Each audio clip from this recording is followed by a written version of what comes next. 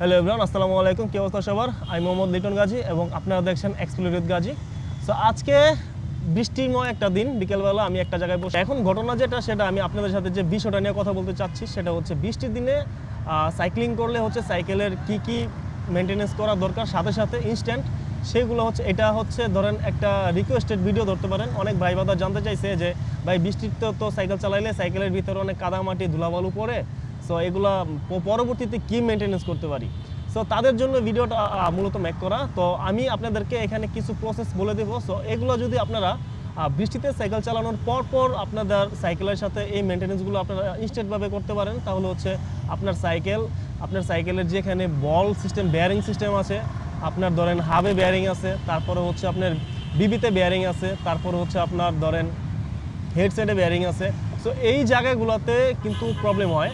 আর সবচেয়ে বড় প্রবলেম যেটা হয় সেটা হচ্ছে আপনার চেইনে জং ধরে যায়, চেনের ভিতরে ময়লা কাদা ঢুকে, তারপর হচ্ছে আপনার হয় ওই যে আপনার পিছনের যে ডেরা আছে রিয়ার ডিউলারের ভিতরে যে পুলিগুলো আছে সেইখানেও ময়লা ঢুকে হচ্ছে আপনার পুরা হোল ড্রাইভ ট্রেনটা হচ্ছে আপনার মানে স্মুথ থাকে না।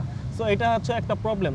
বৃষ্টিতে সাইকেল চালানোর পর আপনি বৃষ্টিতে সাইকেল চালানোর সমস্যা নাই, কিন্তু চালানোর পর যেটা করবেন সেটা হচ্ছে যত দ্রুত সম্ভব আপনি বাসা আসার পর সাইকেলটাকে ওয়াশ করে ফেলবেন এবং যে জায়গায় বেয়ারিংগুলো আছে চেষ্টা করবেন ওইগুলো একটু ভালো মতো ওয়াশ করার, মানে পানিটা এমনভাবে দিবেন না যাতে আপনার বেয়ারিংয়ের ভিতরে পানি প্রবেশ করে যায়, তাহলে কিন্তু আপনার বেয়ারিংয়ের ভিতরে যে গ্রিজ দেওয়া থাকে ওইগুলো গ্রিজ নষ্ট হয়ে হচ্ছে ভিতরে জং ধরার একটা চান্স থাকে। সো শুধু পানি দিয়ে ওয়াশ করলেই চলবে না, আপনার পানি দিয়ে ওয়াশ করার সাথে সাথে যদি আপনার বাসায় কোনো ফ্যান থাকে বা পোস্টাল ফ্যান যেটাকে বলে, মানে স্ট্যান্ড ফ্যান, সে ফ্যান থাকে, আপনি ওই ফ্যানের সামনে রাইখা বাতাসে যত দ্রুত সম্ভব সাইকেলটাকে শুকায় ফেলার চেষ্টা করবেন।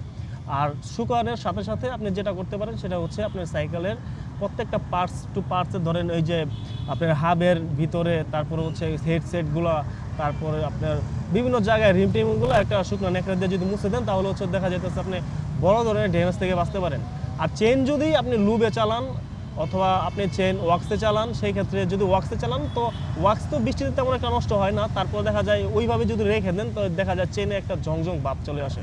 সো এই জং ভাবটা এড়ানোর জন্য আপনি যেটা করতে পারেন সেটা হচ্ছে চেনটা খুলে আপনি সাথে সাথে ওয়াশ করে দেন আবার ওয়াক্সে দিতে পারেন।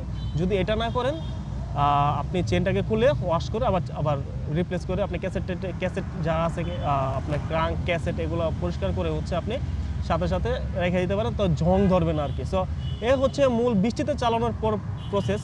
সো আরও অনেক কথা বলার ছিল, আপনারা যদি আরও জানতে চান পরবর্তী কোনো ভিডিওতে আপনারা চাইলে বলতে পারি। তবে আরেকটা জিনিস আমি বলে রাখি যে শুধু বৃষ্টিতে না, সেটা হচ্ছে আপনি বৃষ্টিতে হোক বা বৃষ্টি পরবর্তীতে হোক, আপনি সাইকেলটাকে যদি আপনি সবসময় মেনটেনেন্সের মধ্যে রাখেন, মেনটেনেন্স করে চালান, সেক্ষেত্রে কিন্তু আপনার সাইকেল থেকে আপনি ভালো একটা পারফরমেন্স পাবেন। এই ছিল মূল কথাটা। তো আসসালামু আলাইকুম, ভালো থাকেন সবাই।